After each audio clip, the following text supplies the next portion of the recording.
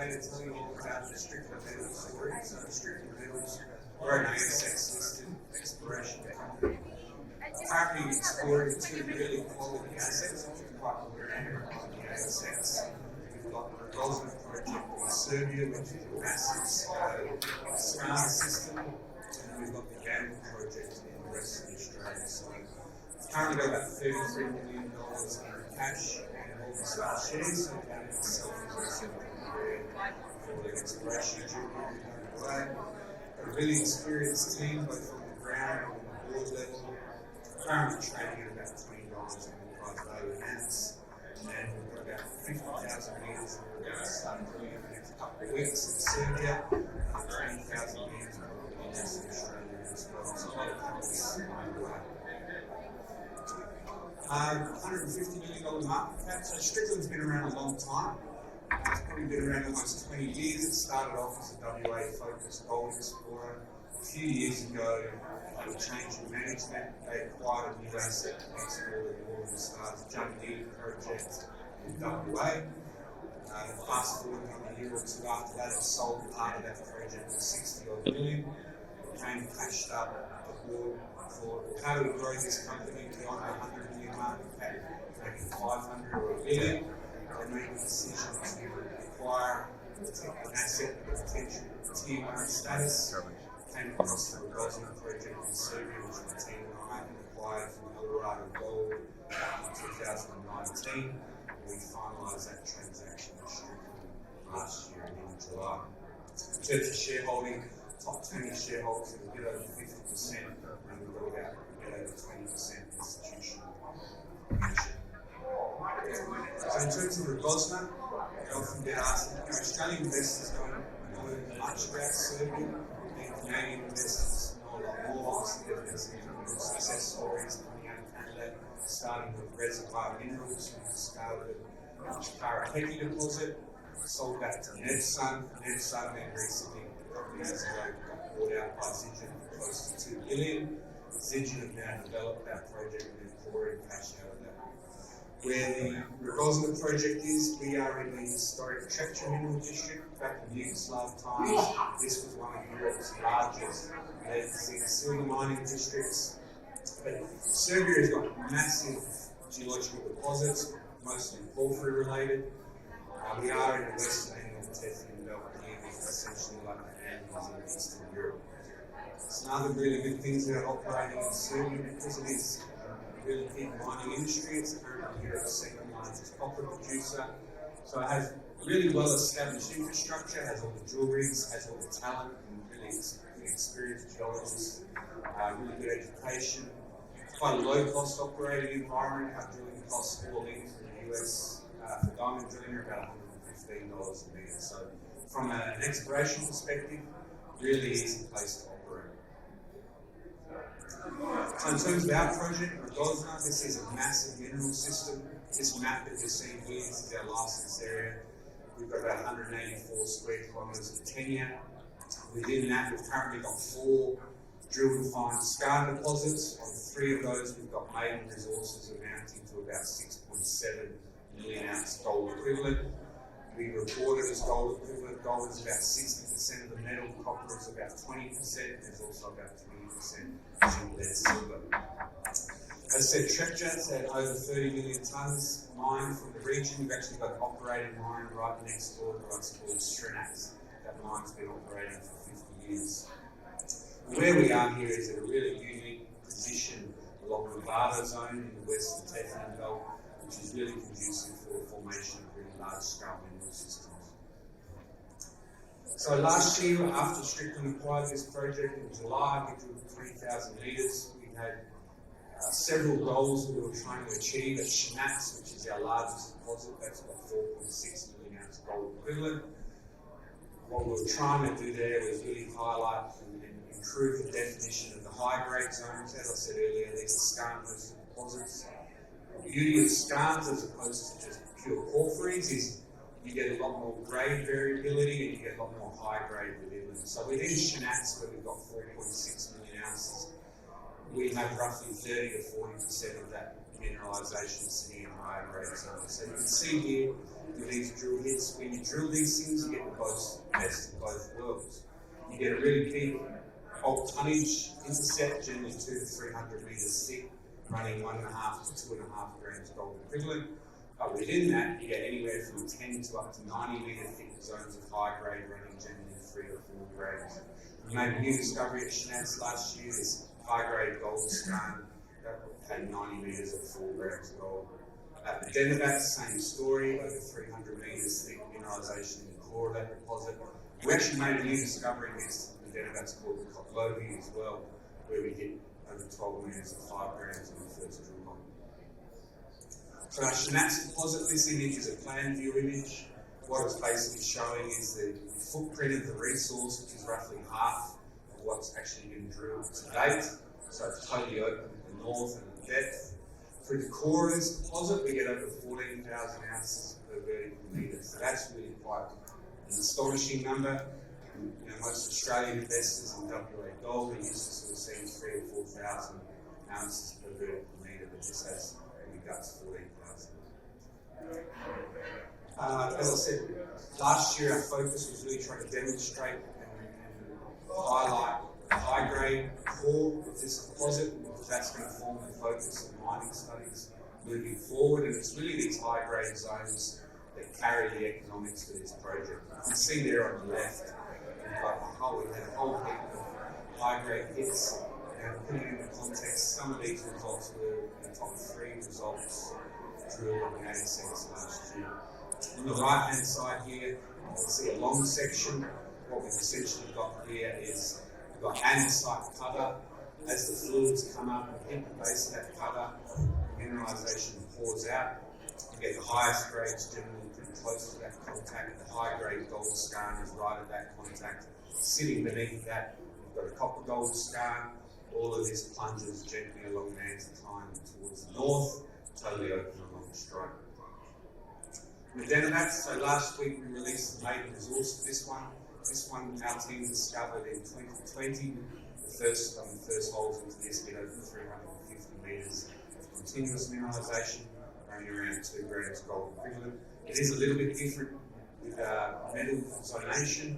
There's a bit more zinc in this one, so gold is about 40% of the metal, copper and zinc about 50%.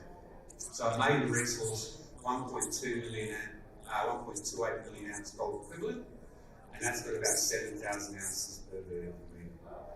And just late last year, we discovered Kotlovi, which is just 350 metres along the strike to the southwest. So this is what Medenovac looks like in plan view on the right and in section. So this core of this deposit has a really nice zone greater than 2 grams gold equivalent. That's where we get to 7,000 ounces per vertical metre. There is immediate upside in terms of the resource, the optimisation that was done for reasonable prospects of economic extraction. There was some of the high-grade blocks weren't included in the inferred material because it didn't have enough drilling. So there's probably another couple of million tonnes immediately north of where the optimised stopes. The other really good thing in this area is the topography. Works in our favour for underground mining. You can see on the left there we've got the top of the mountain. The top of the deposit is about 250 metres beneath, but actually from the valley it's only about 100 metres vertically. So we only need about 500 metres of an adit to access the top of the ore body. Kotlovi, 350 metres southwest. When we think of what that access drive is going to look like, chances are it's going to go through the top of the Kotlovi ore body just to access the Yandal. So that's going to be really beneficial for adding near-term upside to that deposit. A couple of other interesting things about Kotlovi intercept is, you can see this photo at the bottom here. This was a breccia with massive sulphide clasts. So somewhere beneath there we've got a massive sulphide body. So that's one of the targets for exploration this year, is to try and find the source of those clasts, this massive sulphide body. Gradina, this one doesn't have any resources at the moment. It's the most gold-rich of all our deposits. About 90% of the metal here is gold. Because it's the most gold-rich, it's got the best metallurgy, up to 88% gold recovery into a really good con. We're busy tracking this mineralisation up towards surface. Historically, the drilling here was done from the valley on the left. and the ore body was intercepted at depth. We've recently been putting in new tracks up the hill, and we've intercepted 25 metres at 5 grams up dip. We're now going to chase that up dip to see if we can get it into an open pit position. In long section, you can see here we've got about 900 metres of strike. Vertically, we've got 900 metres of mineralisation as well. There is a gap in the drilling here between the southern end and the northern end, which will be infilling this year as part of aiming to get our maiden resource late in the year. In terms of just the broader project and the exploration upside here, you can see on this map where all the geochemistry lights up on the right hand side and to the south. That's where we've got outcropping volcanics which were laid down just prior to mineralisation, so they're all altered and geochemically anomalous. But immediately west of that, in the central part of the licence area, the volcanics are overlaid by a younger sequence. So under there it's blind geology. We've got a number of geophysical targets that are generated from Z10, so we'll be doing some more work there. At the southern part of the project, we've got Jezerska Reka. We've drilled a couple of holes in there. We've got porphyry mineralisation in those holes, so we're trying to vector in to the centre of the porphyry system. And that is a real key part of our thinking here, which is while we're busy drilling these advanced deposits, those 4 skarn-hosted deposits, we're continually thinking about the bigger picture. We have a massive amount of alteration here. We're really trying to figure out where is the giant porphyry that's driving this system. So we've got about 15,000 metres of drilling this year where we're going to be trying to target that giant porphyry. Okay, so that brings us now to Western Australia, the Yandal project. So the Yandal project was what Strickland was initially founded on. It is really beautifully located in the eastern goldfields, about 50 kilometres from Northern Star's Jundee mine. And a couple of years ago, Strickland sold the Millrose deposit, which is in the south of this picture here, for 60 million. So that was about $175 an ounce. That was when gold was about $1,000 less than it is today. So these are highly strategic ounces. We've currently got about 250,000 ounces here still in resource. We drilled another 20,000 metres last year, and we're currently in the process of updating that resource in the next month or so. In terms of the main focus, last year was what's called the Horsewell Gold Camp. At the southern end of this map here, we've got outcropping geology that was easily found by geochemistry, but immediately north it goes undercover. Most of that drilling to the north was ineffective. It's back in the 80s and 90s. RAB drilling didn't test basement. So for the rest of this year, we're really going to try and map this system further to the north. What do we get when we drill? So we've got really good oxide near surface. A lot of intercepts like 30 metres at 5 grams near surface. So that sort of stuff is really cream for Jundee or a standalone opportunity. And as we track that to depth, we get some anywhere from 5 to 10, 15 metres thick primary zones of high-grade gold running 5 to 10 grams. All of this is totally open at depth and down plunge. This is the Palomino deposit. So last year we drilled under the oxide and did a lot of that fresh mineralisation. At Warmblood, same story. This one's over 1 kilometre in length. Average drilling depth here is only 80 metres. Same story as Palomino. Really nice sort of 5, 10, 15 metre thick zones of primary mineralisation sitting underneath this oxide. So in terms of 2025, we're going to have a very productive year again this year. Over 50,000 metres drilling planned for Rogozna. We'll have multiple resource updates starting with, we had Medenovac last week. We'll have Shanac by the end of March, aiming to do a Gradina resource late in the year and wrap that up into an maiden scoping PDAC study by the end of the year. At Yandal, we've got about another 20,000 metres drilling there, both resource and exploration. And importantly, all of this work is fully funded. So in summary, why invest in Strickland? Well, in terms of the ASX, we're very rare. We have 2 quality assets. Most juniors are pretty happy with 1. We've got almost 7 million ounces in resource. That's going to grow a lot this year as well. Multiple upgrades in resources. We'll start to give a bit of a glimpse into what the economics of Rogozna look like by the end of this year. We think we can combine all of this. This is a very clear pathway to create a sustainable value for shareholders. Wow, that's really impressive. We do have a minute or two for any questions if anybody has one.